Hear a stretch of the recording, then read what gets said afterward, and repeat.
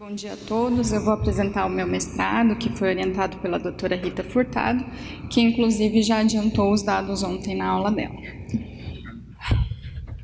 Então, para a gente entender o mecanismo da toxina botulínica intraarticular, a gente tem que lembrar que a osteoartrite é uma doença inflamatória de toda a articulação.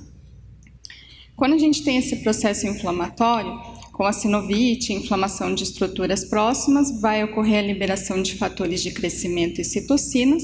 São esses fatores de crescimento e citocinas que vão agir sobre as fibras A delta e C, que estão nas estruturas próximas à cartilagem, e vão levar à liberação de neuropeptídeos, vasodilatação, produção de células inflamatórias, extravasamento proteico, que é o que a gente chama de sensibilização periférica. Esse processo doloroso, ele é transmitido para o sistema nervoso central através do gânglio dorsal. Então, a ação da toxina botulínica, ela é principalmente sobre 3 neuropeptídeos, que é o peptídeo relacionado ao gene da calcitonina, a substância P e o glutamato. São poucos os estudos controlados que avaliaram a toxina botulínica intraarticular. A maioria deles avaliou a toxina versus a solução salina, com resultados positivos para a toxina botulínica. O único estudo que teve 3 braços, como o nosso, foi esse, que avaliou 2 dosagens de toxina botulínica com o 40 mg de metilprednisolona, mas a avaliação deles foi só intragrupo, e com 8 semanas, mas com resultados positivos também para a toxina botulínica. Frente a isso, o objetivo do nosso trabalho foi comparar a eficácia na melhora da dor em curto e médio prazo, 4 semanas e 12 semanas, da infiltração com toxina botulínica versus a infiltração de triancinolona na osteoartrite primária de joelho. Como objetivo secundário, nós avaliamos também funcionalmente esses pacientes, também avaliamos a qualidade de vida e a hipertrofia sinovial. Foi feito um estudo prospectivo, controlado, randomizado e duplo cego, com a intenção de tratar. Para cálculo do N, nós utilizamos o EVA de dor ao repouso, com uma variação mínima de 2 centímetros. Fizemos 4 medidas antes da intervenção, com 4, 8 e 12 semanas, em 3 grupos. Então, os grupos eram compostos de 35 pacientes cada. O primeiro grupo recebeu 100 unidades de toxina botulínica, o segundo grupo recebeu 40 mg de triancinolona e o terceiro grupo recebeu apenas solução salina. Então, como eu falei, a avaliação foi feita em 4 tempos, nosso avaliador era cego e nós utilizamos como instrumento de avaliação EVA, goniometria, questionário funcional OMAC, o teste de caminhada de 6 minutos, Time Up and Go, autopercepção de melhora através de porcentagem e o questionário genérico de qualidade de vida, que é o SF36. Também avaliamos por ultrassonografia esses pacientes através de medida quantitativa em milímetros, tanto longitudinal quanto transversal. 300 pacientes foram avaliados, desses 300 pacientes, 195 foram excluídos, a maioria deles pela presença de fibromialgia. Sobraram 105 pacientes que foram randomizados em 3 grupos de 35 pacientes. Como é um trabalho com a intenção de tratar, ao final os 105 pacientes foram para análise estatística. Os grupos eles foram homogêneos, tanto para dados clínicos, dados demográficos e todos os nossos instrumentos de avaliação antes da intervenção.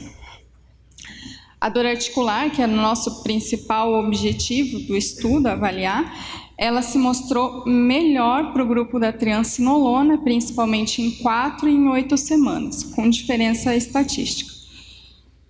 Então, aqui um gráfico que mostra para a gente que a triancinolona ela realmente foi superior, principalmente em 4 e em 8 semanas.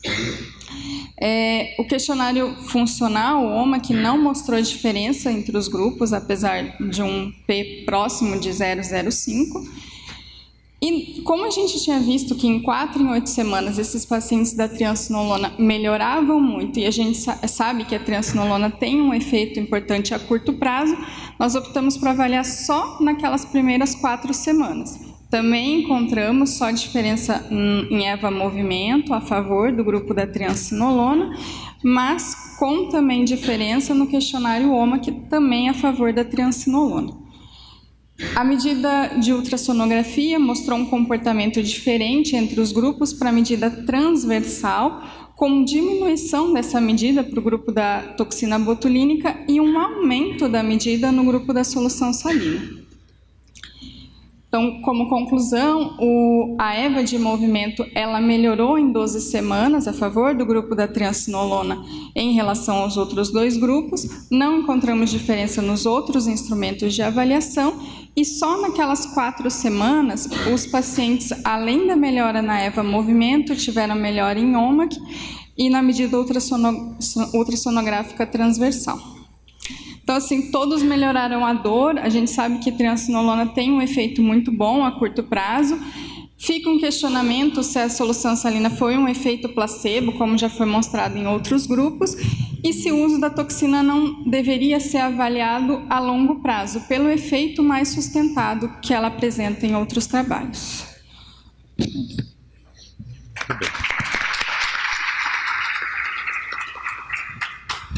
Excelente trabalho, né? Eu acho que ele traz uma informação, uma evidência, né, comparativa entre duas intervenções, mostrando que, nesse caso, é melhor a gente continuar usando a triancinolona. Pelo menos no que a gente avaliou, que foi até 3 meses, seria a triancinolona. Daí fica uma ideia de acompanhar esses pacientes a longo prazo, pelo efeito sustentado da toxina que a gente acredita que tem. Tá certo. Alguém quer fazer alguma pergunta? Rodrigo? Parabéns, Jamile, pelo trabalho. O tratamento da osteoartrite, ele depende muito de exercício, né? Então, esse efeito de curto prazo não é o mais importante para você poder fazer o tratamento efetivo de ganho de massa muscular, perda de peso, que é o que vai funcionar mesmo para a osteoartrite? Ou seja, triancinolona, eu não sei se precisa avaliar em longo prazo. Eu acho que ela funcionou, é ótimo e pronto, ela vai te levar para a ponte. Você não,